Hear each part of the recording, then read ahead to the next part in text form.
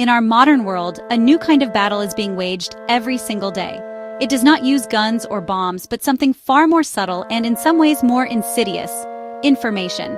This is the realm of data warfare, where facts are twisted, lies are presented as truth, and personal information is weaponized against us. The goal is often simple yet devastating: to create fear, confusion, and division within a community, or to isolate and harm a specific individual. This manipulation is not random chaos. It is a calculated strategy employed by those who seek power and control over others. They understand that by controlling the narrative, they can shape perceptions, ruin reputations, and exert a profound and damaging influence over people's lives. Gang stalking, also known as community stalking or organized harassment, is a deeply disturbing and psychologically damaging form of abuse. It's a phenomenon that often leaves its victims feeling isolated, vulnerable, and questioning their own reality.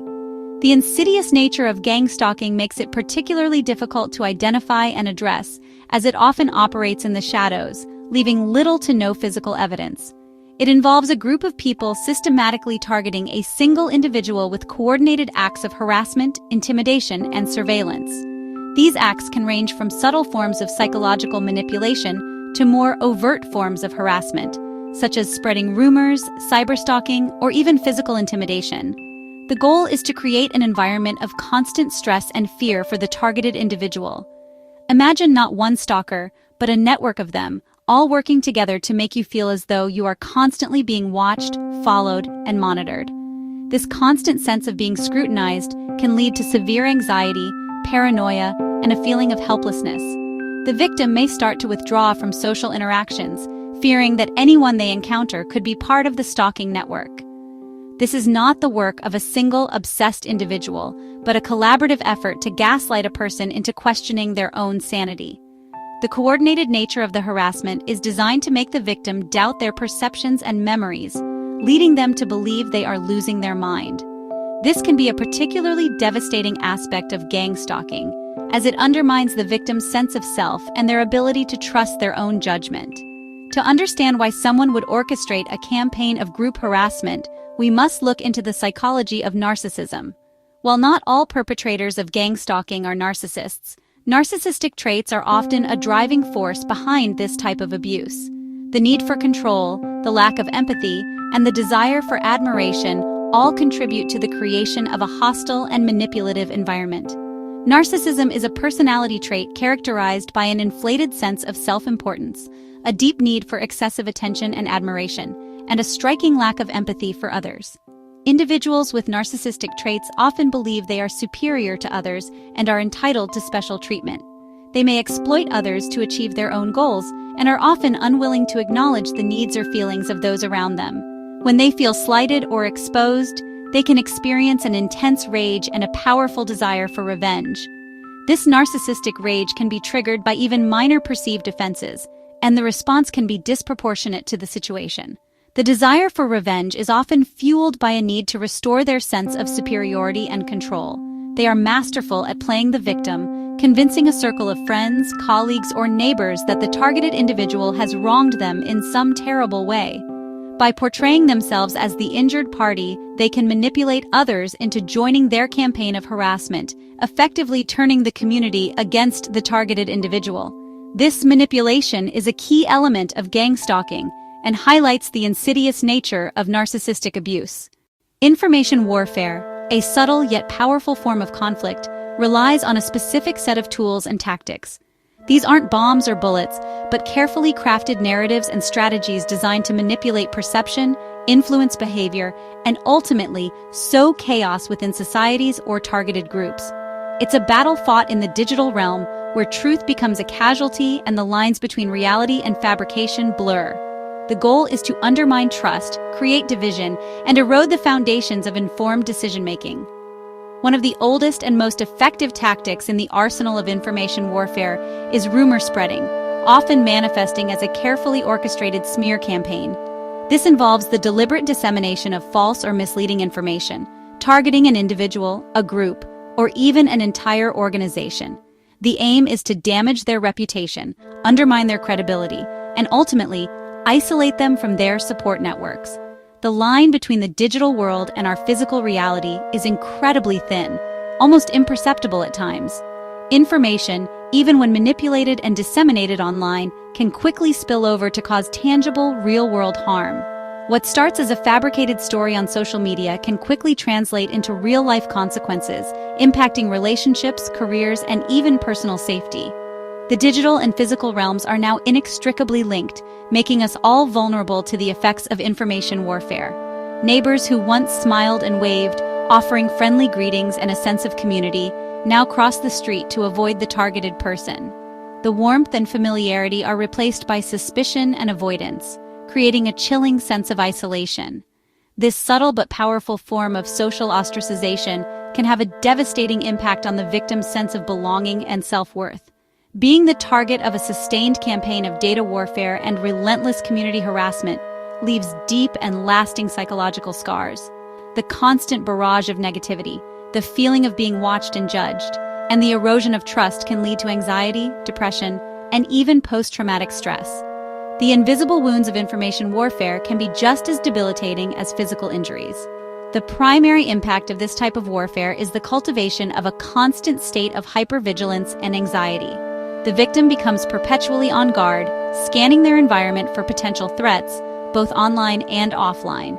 This constant state of alert can be exhausting and debilitating, making it difficult to focus, relax, or even feel safe in their own home.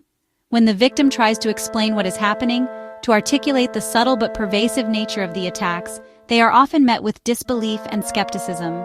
Friends, family, and even authorities may tell them they are overreacting, dismissing their concerns as paranoia or simply a misunderstanding. They might hear phrases like, "just ignore it" or "don't let it get to you," which, while well-intentioned, completely invalidate the victim's experience.